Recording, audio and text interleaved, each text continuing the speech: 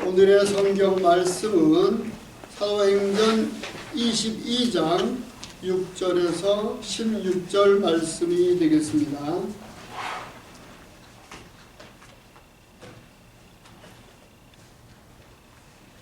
신약성경 226페이지입니다.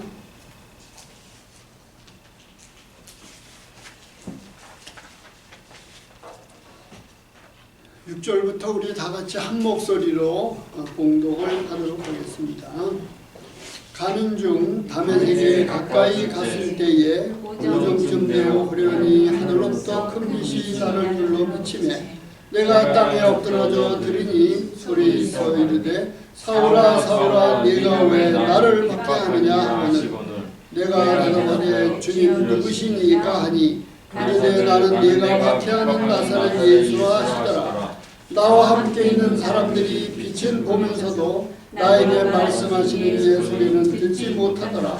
내가 이르되 주님 무엇을 하리이까? 주께서 이르시되 일어나 다메섹으로 들어가라. 내가 해야 할 모든 것을 거기서 누가 이르리라 하시거늘 나는 그 빛의 광채로 말미암아 볼 수 없게 되었으므로 나와 함께 있는 사람들의 손에 끌려 다메섹에 들어갔노라.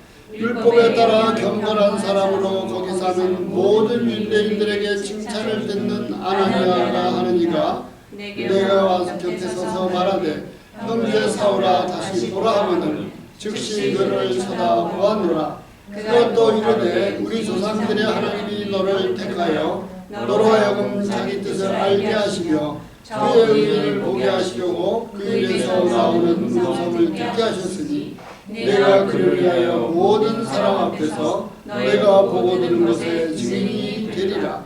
이제는 왜 주저하느냐? 일어나 주의 이름을 불러 죄를 받고 너의 죄를 씻으라 하더라. 아멘.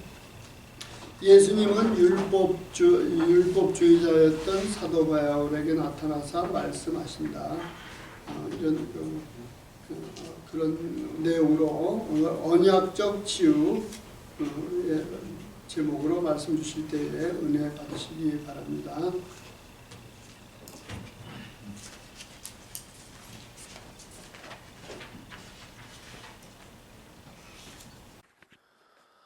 언약적 치유 사도행전 22장 6절에서 16절 말씀입니다. 사도 바울이 간증을 하는 것이에요. 예루살렘에 내려갔다가 무리들에게 이제 잡혔습니다. 그래서 율법을 거스르는 사람이다. 또 성전을 모독하는 사람이다. 이제 이러한 누명을 이제 쓰게 됐고, 그래서 근데 이 기회에 이제 또 간증을 합니다. 이제 맞아 죽을 뻔했어요. 그런데 이제 로마 군인들이 와서 살려줬고. 이 기회에 또 사도 바울이 자기 목숨 부지하기도 지금 바쁜데 또 이 기회에 간증을 하겠다고 합니다. 할 말이 있다고 이제 천부장에게 얘기를 해요. 그럼 한번 해봐라. 그러니까 이 기회에 이제 또 간증을 하는 거예요. 이 간증 중에 이제 나오는 것이죠. 예수님이 사도 바울에게 나에게 나타나서 말씀하셨다. 이제 그러한 간증을 하는 것입니다. 그런데 사도 바울이 율법 얘기를 합니다. 이 간증 중에요. 율법 얘기를 합니다. 사실 나는 율법주의자였다. 율법주의자라는 표현을 쓰지는 않아요. 그러나 아주 엄격하게 예루살렘에서 자랐다고 얘기합니다. 태어나기는 길르기아 다소에서 태어났지만 예루살렘에서 자랐다고 얘기합니다. 자기는 가말리엘의 문화생이었다고 얘기합니다. 아주 철저하게 율법으로 교육받고 자랐다고 얘기합니다. 그래서 사실은 엄청난 율법주의자였어요. 그런데 이런 율법주의자에다가 그렇게 예수 믿는 사람 싫어하고 핍박하던 그러한 사도 바울을 왜 하나님이 택하셨을까? 왜 예수 그리스도께서 하필이면은 사도 바울에게, 그 많은 바리새인 중에 하필이면은 사도 바울에게 이렇게 나타나셨을까? 그것은 사도 바울은 진실됐다는 것이죠. 그래서 율법주의자도 진실된 율법주의자가 있고 진실되지 않은 율법주의자가 있는데, 진실된 율법주의자는 실제로 자기가 이 율법대로 살려고 몸부림을 치는 것이죠. 진실되지 않은 율법주의자는요, 남에게 율법대로 100% 살라고, 아니 200% 살라고 얘기합니다. 그래 놓고 실제로 자기는 그렇게 살지 않습니다. 심지어 뒤에서는 엉뚱한 짓 하고, 그게 이제 진실되지 않은 율법주의자예요. 근데 사도 바울은 진실된 율법주의자였어요. 하나님은 마음을 보시잖아요. 그러니 마음을 아시고 예수 그리스도께서 사도 바울에게 나타나신 것입니다. 그러니까 사도 바울은 이게 진리구나, 그거 깨닫고 나니까 그 다음부터는 no turning back, 아무런 그러한 후회도 없이, 아무리 핍박받고 죽을 뻔해도, 여러 번 죽을 뻔했죠, 돌이키지 않는 거예요. 계속 이 길을 걷는 것이죠. 율법의 기능이 무엇입니까? 로마서 3장 20절 같이 읽으시겠습니다. 그러므로 율법의 행위로 그의 앞에 의롭다 하심을 얻을 육체가 없나니 율법으로는 죄를 깨달음이니라. 율법의 기능이 바로 이것입니다. 죄를 깨닫는 것이에요. 이 율법대로 살아야 되는데, 그런데 살지 못하죠. 인간은 그렇게 살지 못합니다. 그렇다고 율법을 없앨 수는 없는 거예요. 율법이 있어야지 죄를 죄로 알잖아요. 물론 율법이 없으면은 그것은 마음의 법, 마음의 법을 따르는 것인데, 그 마음의 법이 양심입니다. 양심이고, 그리고 아무리 법이 없어도 인간이라면은 황금률 정도는 알고 있습니다. 본능적으로 알고 있습니다. 내가 좋아하는 것, 그건 남에게도 행해야겠구나. 내가 싫어하는 것은 남에게도 행하지 말아야겠구나. 그거는 인간이면은 본능적으로 다 알 수 있는 것이에요. 그게 마음의 법이에요. 그래서 마음의 법을 따라야 되고, 그런데 이제 율법 있으면은 더 좋죠. 왜냐? 율법은 아예 그냥 명문화된 거잖아요. 글로 쓰여진 것이니까 또 더 구체적이잖아요. 예를 들어서 다른 사람이 내 물건 도적질하는 거 싫죠? 그러면 다른 사람의 물건도 도적질하지 말라. 아예 그렇게 나와 있죠. 도적질하지 말라. 그러니까 확실히 도움이 되죠. 좋은 것입니다. 율법은 좋은 것이에요. 나쁜 건 아니에요. 여하튼 율법은 죄를 깨닫게 하는 것입니다. 근데 이제 율법의 행위로는 우리가 의롭다 하심을 얻을 수 없죠. 왜? 우리 행위가 완전하지 못하잖아요. 그래서 저희들에게 예수 그리스도가 필요한 것이고, 율법은 우리를 예수 그리스도로 인도합니다. 갈라디아서 3장 24절을 같이 읽으시겠습니다. 이같이 율법이 우리를 그리스도에게로 인도하는 몽학 선생이 되어 우리로 하여금 믿음으로 말미암아 의롭다 함을 얻게 하려 함이니라. 몽학 선생, 다른 번역에는 초등학교 선생, 이렇게도 나와 있어요. 어렸을 때는요, 어렸을 때는 이거 해라, 이거 하지 말라, 그런 얘기를 많이 듣게 되잖아요.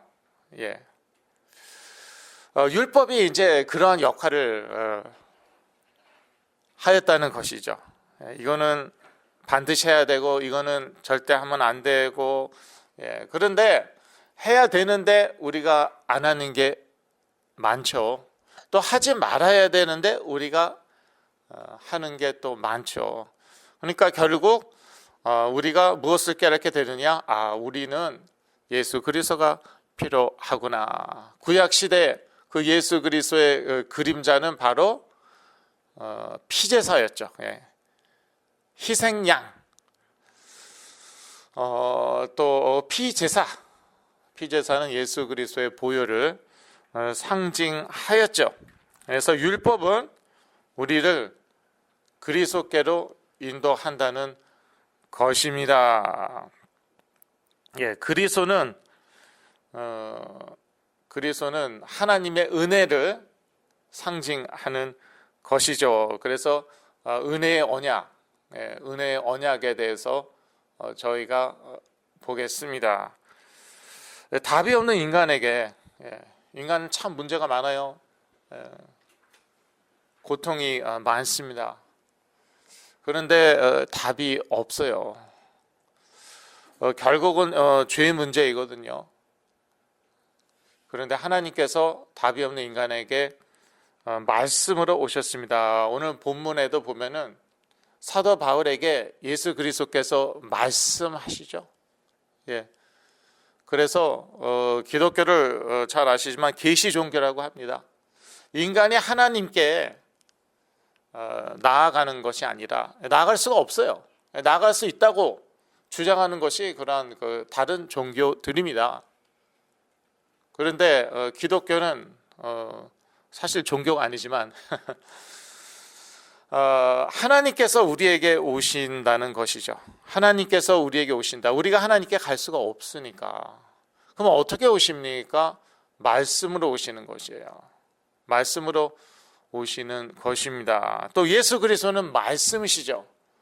그래서 예수 그리스도를 우리에게 보내셨고, 하나님께서 말씀으로 죄사함의 언약을 주셨습니다. 마태복음 26장 28절을 같이 읽으시겠습니다. 이것은 죄사함을 얻게 하려고 많은 사람을 위하여 흘리는 바 나의 피 곧 언약의 피니라. 죄사함을 얻게 하려고. 사도 바울은 행위로 의롭다함을 얻을 수 있다고 믿었고, 그래서 정말 몸부림쳤을 거예요.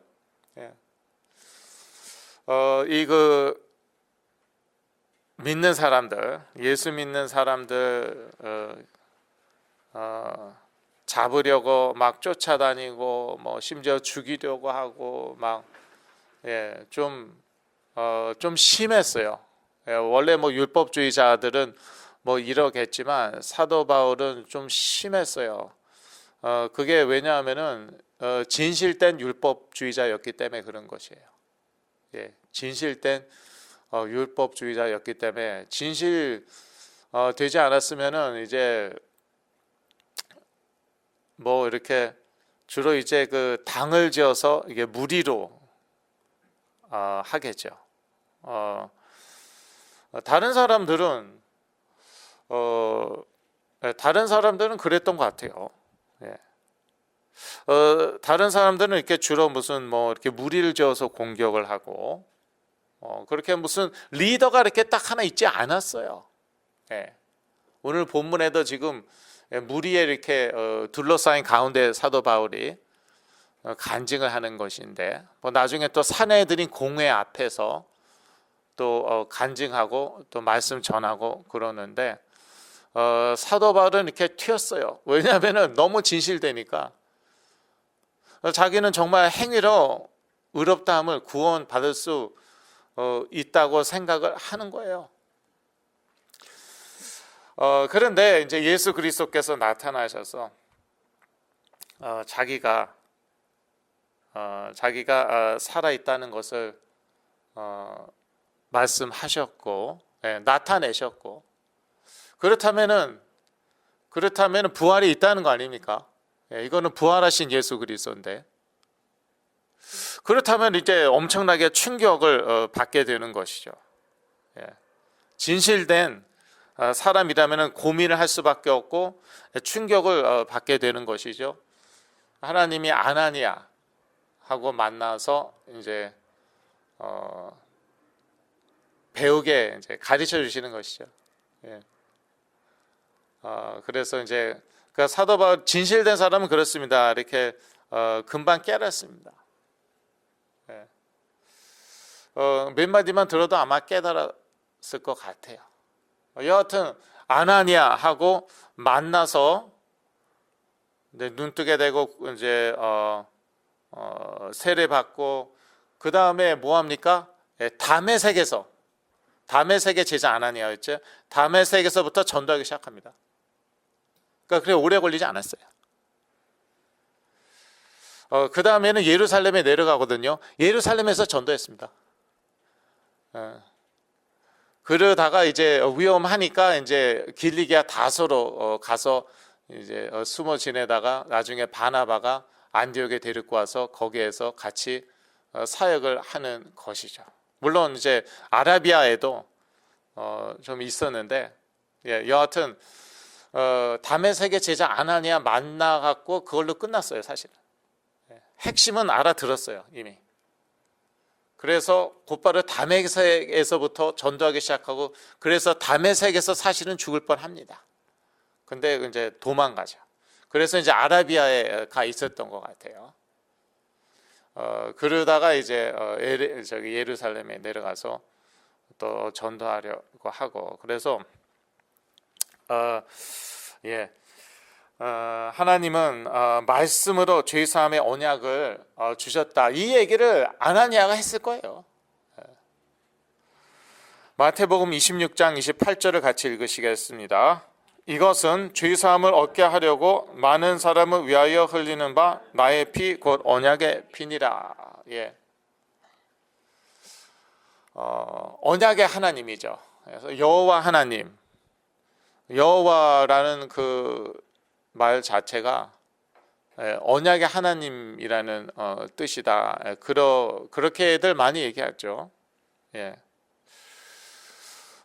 그래서 이제 아나니아가 이제 뭐 이런저런 얘기했을 거예요. 하나님은 언약의 하나님이시고 죄사함도 우리가 피 언약으로 이제 피제사로 우리가 받는 것이고, 그래서 율법하에는 그런 그 제사 제도가 있는 것이고, 율법이 제사 제도에 대해서 상당히 자세하게 많이 나열을 하죠.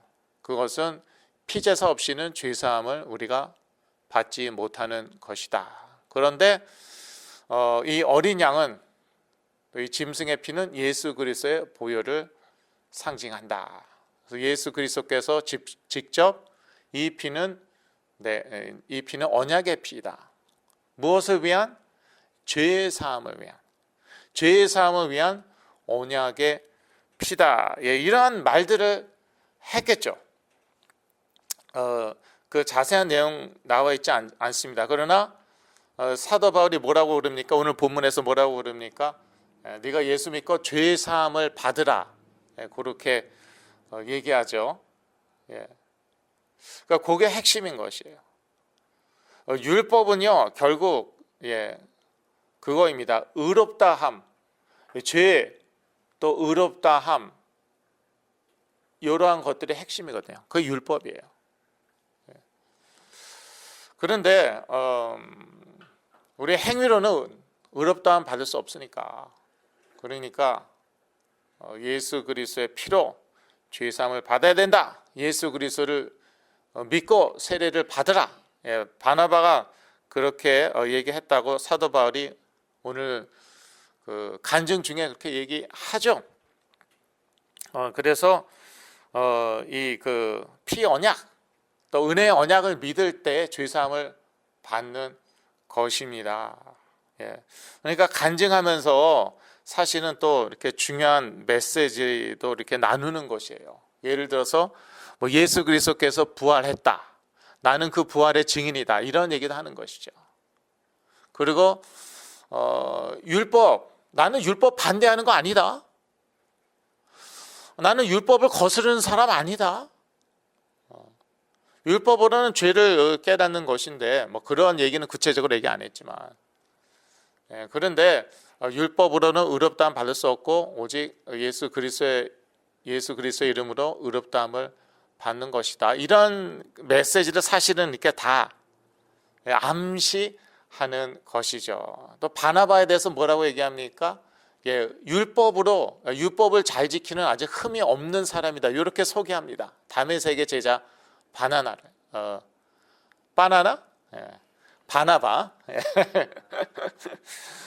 바나바를 그렇게 소개합니다. 그러니까 너네들이 잘못 알고 있는 것이다. 크리스천들은 율법을 반대하는 사람이 아니다. 율법이 뭐 악하냐? 율법으로 죄를 깨닫는 것인데, 또 율법은 결국 그거 아니냐? 하나님 사랑, 이웃 사랑 아니냐? 율법은 결국 그 황금률, 내 이웃을 내 몸과 같이 사랑하라.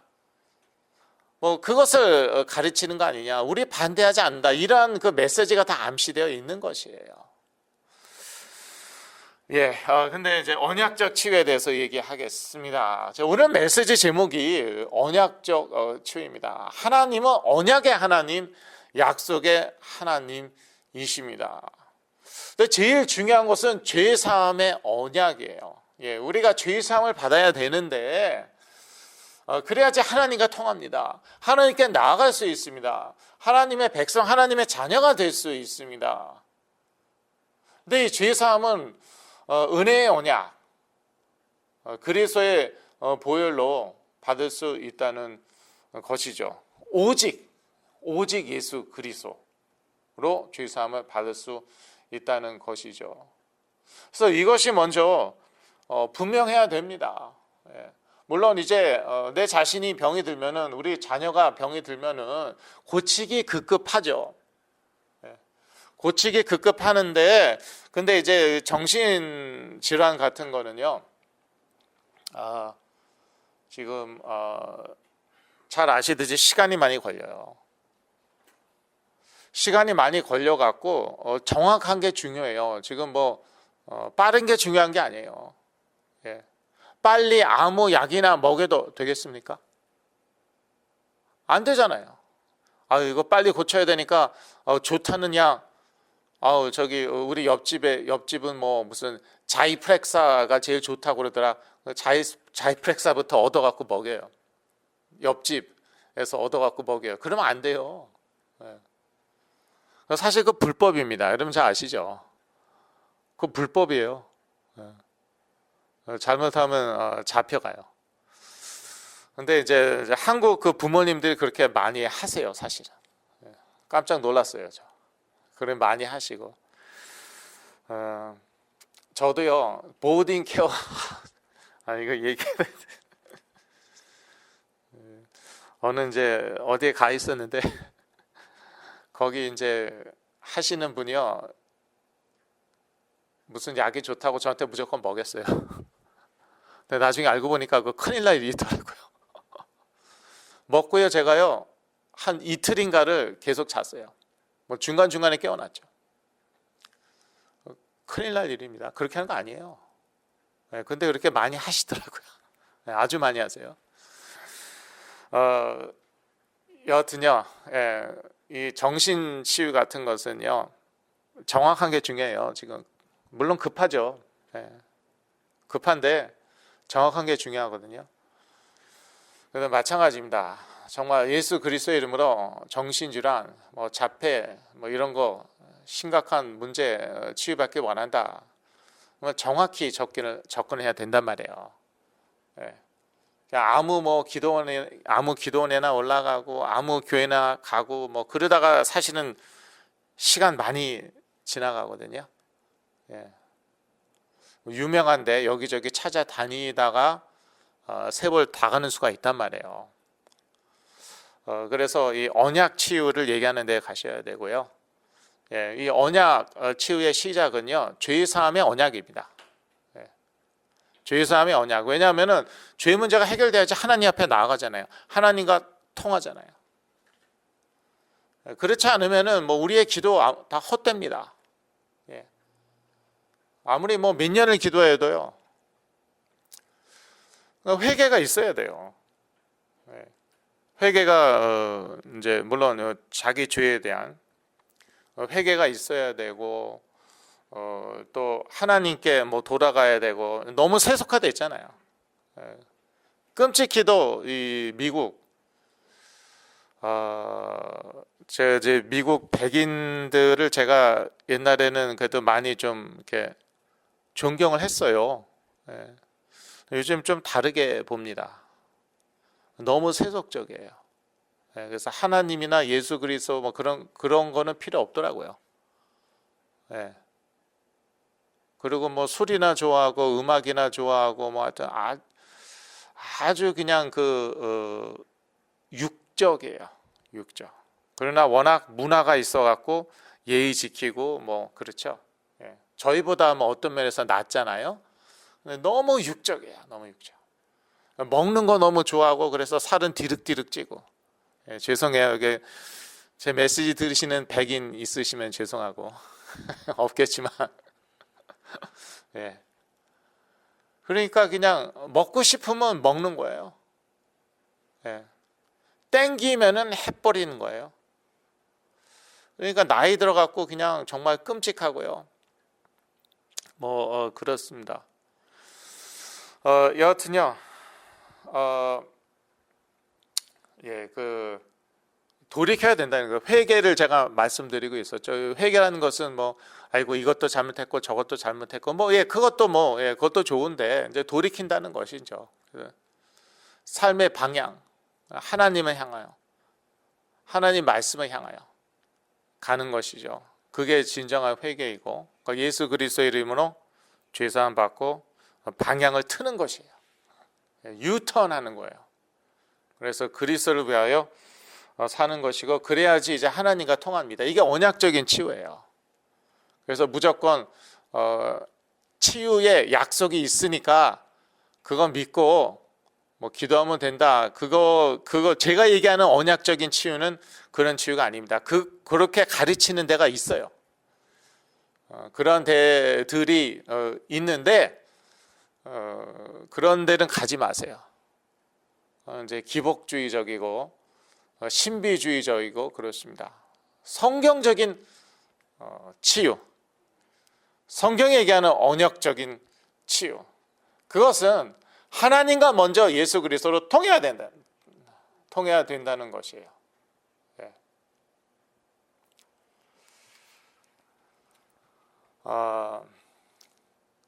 그 다음에 치유의 언약을 붙잡는 것이죠.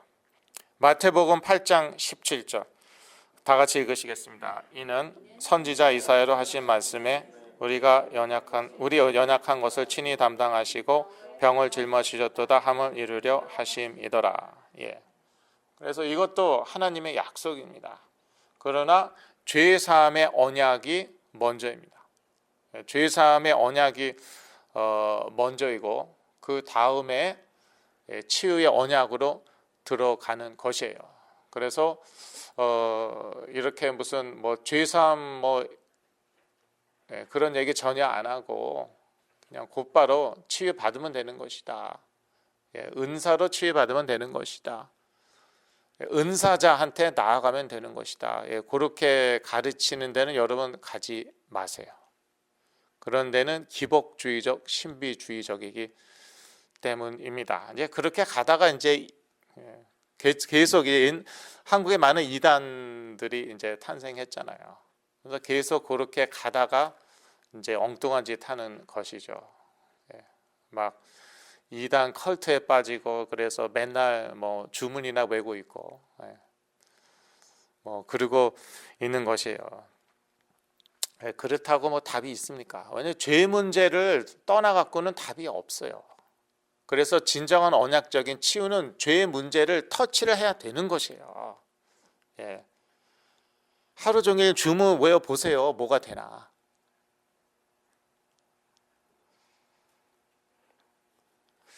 그러니까 예수 그리스도 그것도 주문이 될 수가 있어요. 뭐 저도 한때 그랬던 것 같아요. 그냥 아무 그런 의미도 없이 그냥 예수 그리스도 예수 그리스도 그렇게 주문이 돼버리면 안 됩니다. 예수 그리스도는 하나님의 약속이다. 일단은 죄 사함을 위한 하나님의 은혜의 언약인 것이에요. 그 다음에 이제 치유로 들어가는 것이죠. 결론입니다. 하나님의 자녀는 그리스도의 언약으로 하나님께 나아가 치유받을 수 있습니다.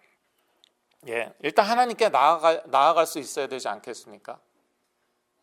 하나님과 아무 상관이 없는데 하나님이 치유하나는 잘안 되더라.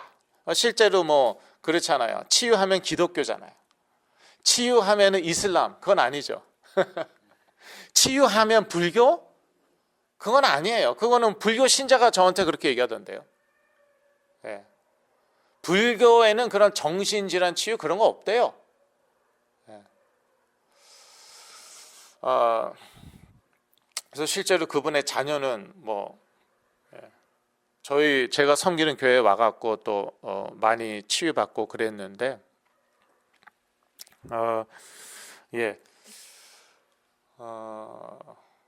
일단은요, 하나님과 통해야 된다는 것이에요. 하나님과 통하지 않는데 뭐 계속 그리스도라는 이름을 주문처럼 외워서 치유받을 수는 없는 것이에요. 그래서 이 그리스도의 이름으로 죄사함 받고 하나님께 나아가고 또 그 이름으로 치유받는 것입니다. 이것이 언약적인 치유이고요. 저는 이 언약적 치유의 증인입니다. 참고로 말씀드리자면은요, 한 번에 다 안 나요. 대부분의 경우, 특히 정신질환 같은 경우는. 왜냐하면은 너무 이렇게 뭔가 찌꺼기가 많아갖고 그러는 것이에요. 너무 이제 찌꺼기가 많아갖고, 저 같은 경우도 평생 그런 뭐 해오던 것들, 뭐 안 좋은 습관들, 또 제가 조현병 걸렸을 때 이렇게 이제 잘못 이렇게 자리 잡은 것들, 이런 것들 있잖아요. 이런 것들은 하루아침에 안 없어지잖아요. 뇌세포에 다 남아있고, 우리 근육이 기억하고 그러잖아요. 예를 들어서 맨날 때리던 친구, 정신 차리고도 자기도 모르게 주먹이 나갈 때가 있대요. 직접 그 부모님으로부터 들은 얘기예요, 제가. 너무 잘 지낸다, 요즘 뭐 거의 다 나은 것 같다. 그런데 손은 가끔씩 아직도 나간다. 근육이 기억을 하고 있는 거예요. 그러니까 그런 거는 이제 그래서 시간이 걸리는 거예요. 시간이 걸리는 거예요. 그래서 너무 조급하지 마시고, 치유는, 특히 정신질환 치유는 평생 받는 것입니다. 근데 이 과정 가운데서 우리 체질이 변하는 것이에요. 그 안 좋은 체질, 제가 조금 전에 말씀드린 거. 때리는 체질 이라든지, 이게 체질화되어 있거든요. 사실 많은 것들이 체질화되어 있거든요. 그러니까 여기에 악한 영들이 공격을 하더라고요. 이거는 이제 제 간증이에요. 그러니까 뭐 그거 가지고 너무 놀랄 것도 없고, 뭐 또 공격하는구나, 또 왔구나. 뭐 그게 다는 아닌데, 너무 놀랄 것도 없어요. 저는 그렇습니다. 뭐 또 공격하나 보다. 내 체질이 또 더 변하겠구나. 감사한 것은 제 같은 경우는 이제 2배로 업그레이드 되더라고요. 그거는 뭐 사실은 저희 부모님이 가르쳐 주신 거예요. 그래서 제가 알게 된 거예요. 한번 제대로 한번 공격 당한 다음에는 2배로 업그레이드 되더래요. 그래서 저도 사실 뭐 나이가 이제는 많이 있죠. 그런데 아직도 공격을 받습니다. 저 퍼펙트한 사람, 완벽한 사람 아니에요. 지금도 공격 받아요. 근데 그때 이제 믿음으로, 예수 그리스도 이름으로 싸웁니다. 그리스도의 언약 알고 믿으니까. 그는 그 다음에 또 2배로 업그레이드 하고, 그러니까 이제 사실 이 귀신들도 참 고민이 많을 거예요. 이 공격을 할까 말까. 공격하면 업그레이드 될 텐데, 뻔한데. 그렇다고 안 공격 언제까지 기다리고 있을 거예요? 안 공격할 수는 없잖아요. 왜냐하면은 적이니까. 적은 반드시 공격을 해야 되니까. 참 이 귀신들도 고민이 많은 것 같아요. 그냥 우스갯소리입니다. 근데 이건 사실이에요. 그건 저의 간증이고. 그래서 이제 저는 참 감사하고, 이런 영적인 비밀을 깨닫게 하신 거 너무나도 감사하고, 이 영적인 세계에서는 예수 그리스도만 통합니다. 그래서 오직 예수 그리스도예요. 죄사함 받고 하나님 앞에 나아가고, 그래서 기도하고 기도 응답 받고 예수 그리스도의 이름으로 치유받고 예수 그리스도의 이름으로 영적으로 승리하고, 그러한 삶 되시길 예수 그리스도의 이름으로 기도합니다. 기도하겠습니다. 하나님 아버지, 예수 그리스도의 언약 주셔서 또 우리가 은혜의 언약으로 승리하게 하여 주신 것 참으로 감사하며, 예수 그리스도의 이름으로 치유도 받게 하여 주시옵소서. 예수 그리스도의 이름으로 기도했습니다. 아멘.